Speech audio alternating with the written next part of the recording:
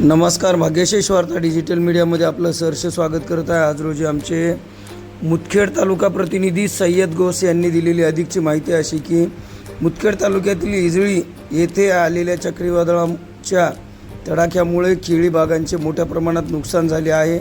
शेतकरी संतोष मुंगल यांची केळीची बाग पूर्णतः मुरडून पडली असून या नैसर्गिक आपत्तीमुळे त्यांचे मोठे आर्थिक नुकसान झाले आहे। या पार्श्वभूमीवर शासनाने तात्काळ शेतात पाहणी करून पंचनामे करावेत व नुकसानग्रस्त शेतकऱ्यांना योग्य ती नुकसान भरपाई द्यावी अशी मागणी शेतकरी वर्गातून होत आहे। दरम्यान लोकनेते तथा भारतीय जनता पार्टीचे नांदेड जिल्हा उत्तर महामंत्री माननीय बाळासाहेब देशमुख बारडकर यांनी शेतकरी संतोष मुंगल तसेच परिसरातील शेतकरी व गावकरी यांची भेट घेऊन त्यांच्या अडचणी जाणून घेतल्या व त्यांना धीर दिला आहे।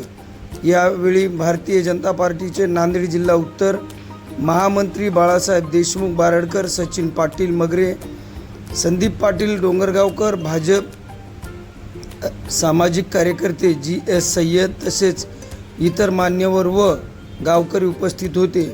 यावेळेस पाहू शकता भाग्यशेष वार्ता डिजिटल मीडियाच्या माध्यमातून इजळी मुदखेड तालुक्यातील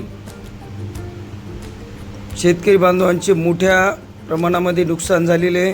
आपल्या परिसरातील जाहिराती व बातम्यांसाठी मुदखेड तालुका प्रतिनिधी सय्यद घोष यांच्याशी संपर्क साधू शकता। लाईक करा, शेअर करा, सबस्क्राईब करायला विसरू नका ही विनंती।